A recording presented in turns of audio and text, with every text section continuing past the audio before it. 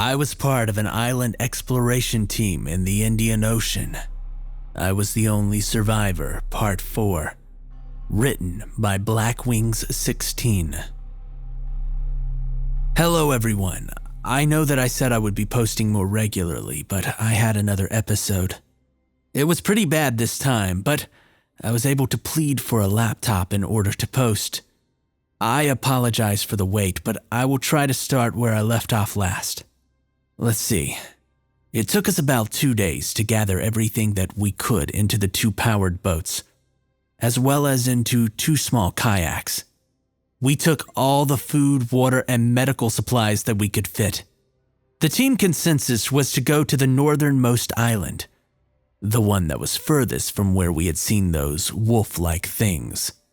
It was going to be a long, grueling journey as we had to paddle due to the constant squid discharges. They refused to let up. After everyone had boarded into the 2 powered boats, which were now really just glorified kayaks themselves, John and I lowered our kayaks into the water and filled them with supplies.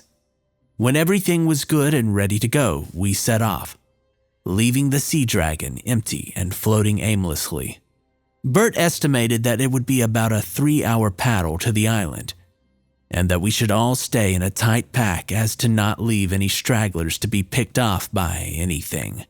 I hate that that's how we had to think now. It's as if our minds had been warped and we're now running on primal instinct, almost. About an hour into the journey, we passed by one of the other islands and we noticed something odd on the shore. It looked to be a person, but it was impossibly tall and lanky. Its legs bent at the knee in an unnatural way, and its arms were too long for that of a human. It seemed to be searching through the sand when it noticed us.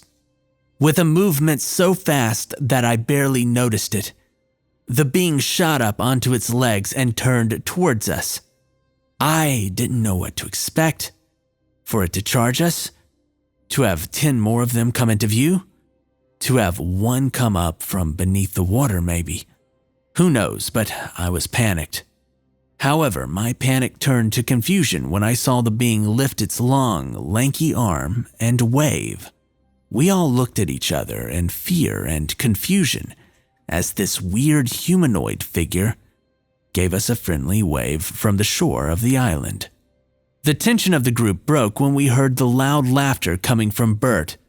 We all looked towards him with concern, and he noticed our stares. "What? This is so screwed up," he said through the laughter. He sat for a moment to catch his breath and continued. "I mean, we got a giant alien wolf things hunting us. We got bees that lay eggs in people. We got squids that apparently have the power of Zeus. And now we have this lanky fella over here giving us the hi neighbor wave. I mean, it's hilarious," he said as he once again broke down into laughter. No one really knew how to react, but I quickly noticed that Callie had began chuckling along with Joe. And then Ryan and Jim joined in. And before I knew it, everyone had erupted into full-on laughter, even myself. Bert waved back to the thing on the beach through his laughter. As it saw Bert's gesture, it began to wave even faster, which made us laugh even harder. It wasn't long before the thing lowered its arms and walked back into the woods beyond the shore. After this encounter, I noticed that the mood of the group had lifted. No one had heard laughter in weeks, and to have a laugh attack such as this was a big boost to morale. As we continued to paddle, people would periodically smirk and giggle in memory of the situation, which made the journey to this next island much more enjoyable. About an hour later, we arrived at the shore of the North Island. Before we beached the boats, Bert told us to halt and stop paddling. I didn't have time to ask him why before he started shouting loudly towards the island and slapping his paddle on the water. "Bert, what are you doing?" John asked. "I'm seeing if there's any of those things on this island. They seem to be attracted to us, so why wouldn't they come out if they knew that I was here?" Bert stated. "Oh, yeah, sure. That is airtight logic. Maybe ask the group before you do some stupid crap like that again, John said in a slightly angered tone. We waited for about 10 minutes in the waters just beyond the shoreline, waiting to see if anything would react to the loud screams of Bert. When nothing appeared on the shoreline, we deemed it safe enough to beach the boats.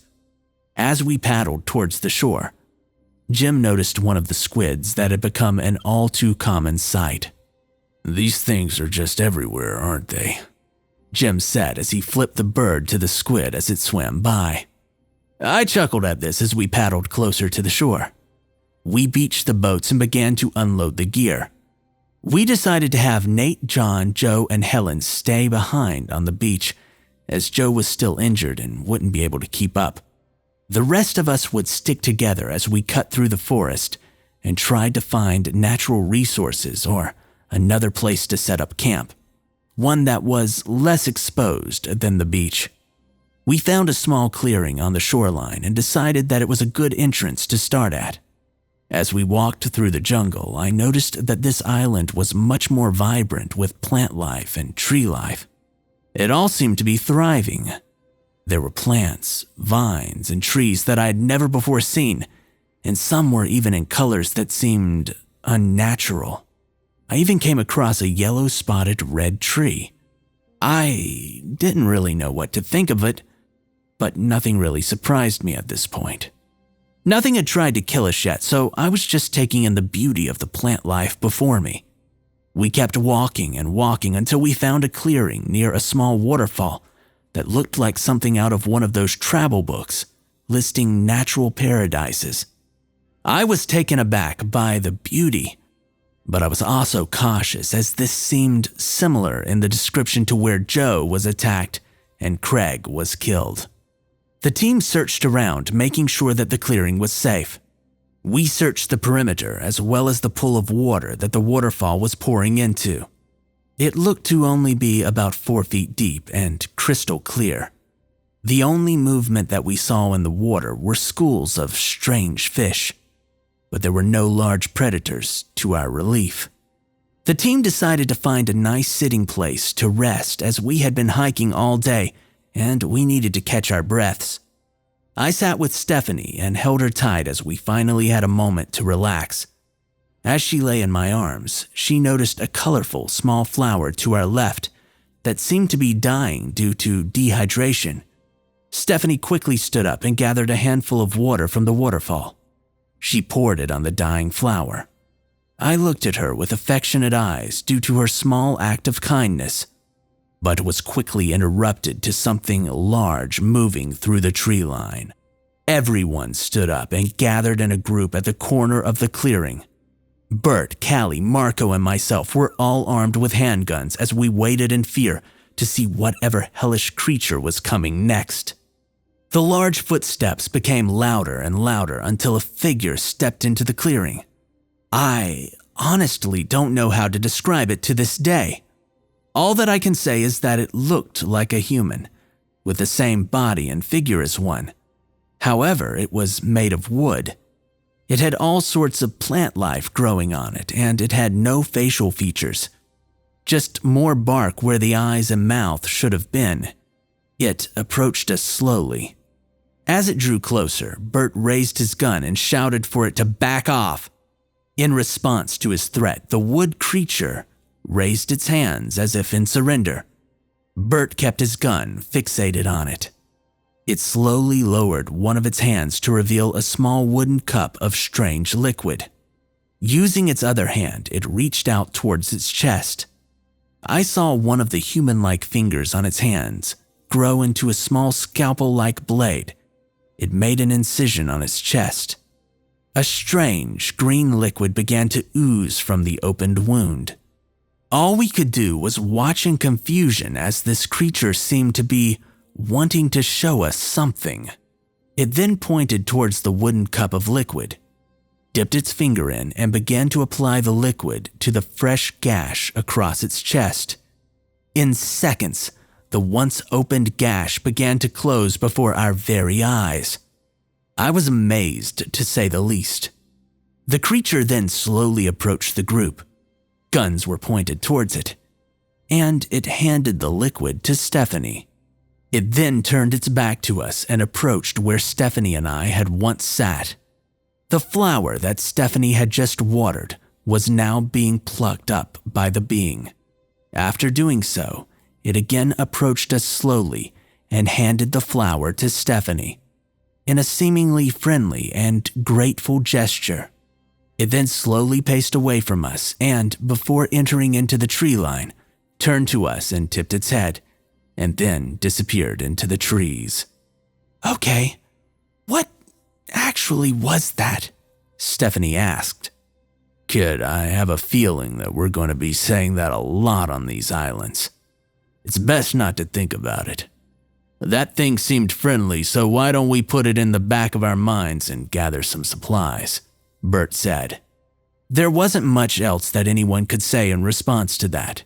He was right after all. These islands seemed to be teeming with unusual life and creatures that were out of the reach of human understanding. I noticed that before the team began gathering some natural supplies, we were gathering handfuls of water and pouring it onto nearby plant life. It wasn't long until about 6 of the wooded creatures stepped through the clearing, wooden cups in hand. They handed us a large amount of that healing liquid and then retreated back into the trees, all tipping their heads before they left. "Hold up," Marco said. "Let's see if this stuff works on more than just weird tree people," he said as he reached for his pocket knife. He dragged the blade across the palm of his hand, drawing a small stream of blood that fell on the grass below. He then applied a small amount of liquid to his cut and watched in awe as it began to close until it was as if there had never been a cut on his hand to begin with. "What the?" Marco whispered under his breath. "It looks like we might not need those first aid kits after all," I stated with happiness and a smile. Bert shot me a smile and a wink as a gesture of relief. We all carried on with what we came here to do and began filling our bottles with water from the small pool below the waterfall. "We should set up camp here," Bert started. "We will have more cover and there doesn't seem to be any of those things looking to hurt us." I was about to respond in agreement when I noticed Marco pouring his now full canteen of water on plant life around the perimeter. He soon had about a dozen of those wooded creatures handing him loads and loads of that liquid. All the while, Marco laughed with greed. "Hey, jackass!" Callie yelled towards him. "We have enough of that stuff. You're gonna annoy those things sooner or later. Why don't you come and help us out?" With Callie's remarks, Marco bowed in thanks to the creatures who, in turn, tipped their heads and rejoined the group. "All right, let's gather some wood and get a fire going. Maybe fashion some sort of shelter in case it rains," Bert commanded. We all nodded in agreement. The only issue was that Marco had the only machete, so the rest of us had to gather smaller, dead pieces of wood that lay on the ground of the jungle. "Hey, tree man, why don't you put that machete to use, huh?" Bert yelled towards Marco with a chuckle. Marco flipped him off with a joking gesture and began to unsheath his machete as soon as he landed the first hit on a nearby tree, splitting the bark in a deep gash. That same greenish liquid that poured from the wounded creature's chest began to trickle out. The air was filled with deep, ear-piercing screams from beyond the tree line, followed by what sounded like a stampede of footsteps. Marco slowly backed away from the tree line. I wish he moved faster, but I don't think that it would have mattered in the end. 5 of those wooded beings sprinted through the tree line towards Marco. None of us had quick enough reflexes to defend him. One of their arms grew into a large blade and stabbed him through his left shoulder, lifting him off his feet, while the others shielded him. Bert tried to draw his pistol, but wasn't quick enough because before long, Marco was dragged off by the creatures. We could hear his screams echoing in the distance, followed by wood meeting flesh then muffled, gurgled screams which eventually fell off into silence. Stephanie began crying uncontrollably, while the others fell to their knees in shock, dropping the wood that they had once held. I had no words for what I had just witnessed, and I began to back away from any living plant or tree life surrounding me. "These islands," Bert started, but he stopped with a sigh. "We need to head back to the beach to warn the others not to touch anything. Stay close and don't get near any plants, trees, vines, anything," Bert said with a hint of desperation now edging its way into his voice. We all grouped up and followed aimlessly like zombies. By this point, with all of the horrors that we had witnessed, we were becoming shells of human beings, not knowing how to respond to tragedies such as this. There was nothing said as we followed Bert out of the clearing and back to the beach. Well, that's all that I have right now. I'll update this as soon as I can, but it might be tough due to my recent episode. But I'll try my best. Be careful, friends.